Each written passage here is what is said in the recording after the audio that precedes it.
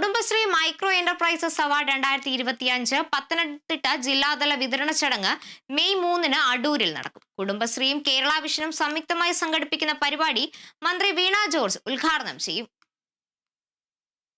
സംസ്ഥാനത്തെ മികച്ച കുടുംബശ്രീ സൂക്ഷ്മ സംരംഭക യൂണിറ്റുകൾക്ക് നൽകുന്ന ജില്ലാതല പുരസ്കാരങ്ങളുടെ പത്തനംതിട്ടയിലെ വിതരണോദ്ഘാടനമാണ് നടക്കുക.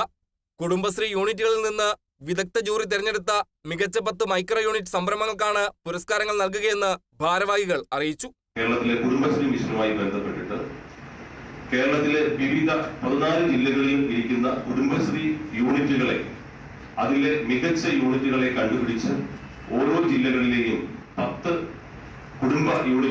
കുടുംബശ്രീ യൂണിറ്റുകളെ ആദരിക്കുന്നതിലേക്ക് വേണ്ടിയും അവർക്ക് പാരിതോഷികം നൽകുന്നതിലേക്ക് വേണ്ടിയിട്ടും തീരുമാനിച്ചു.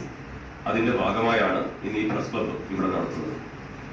കേരളത്തിൽ ഈ സംരംഭം ഇന്ന് ആദ്യം തിരുവനന്തപുരം, രണ്ടാമത് കോഴിക്കോട്, പിന്നെ കോട്ടയം, ഇന്ന് 4ാമത് പത്തനംതിട്ട ജില്ലയിൽ കുടുംബശ്രീ മിഷനെ ആദരിക്കുക എന്ന ചടങ്ങ് മെയ് മാസം 3-ാം തീയതി അടൂർ ഗീതം ഓഡിറ്റോറിയത്തിൽ 5 മണിക്ക് ബഹുമാനപ്പെട്ട മന്ത്രി വീണ ജോർജ് ഉദ്ഘാടനം ചെയ്തുകൊണ്ട് Chittayam Gopakumar MLA, Ranni MLA, Konni MLA എന്നിവരുടെ സാന്നിധ്യത്തിൽ അടൂർ ഗീതം ഓഡിറ്റോറിയത്തിൽ 5 മണി മുതൽ നടക്കും.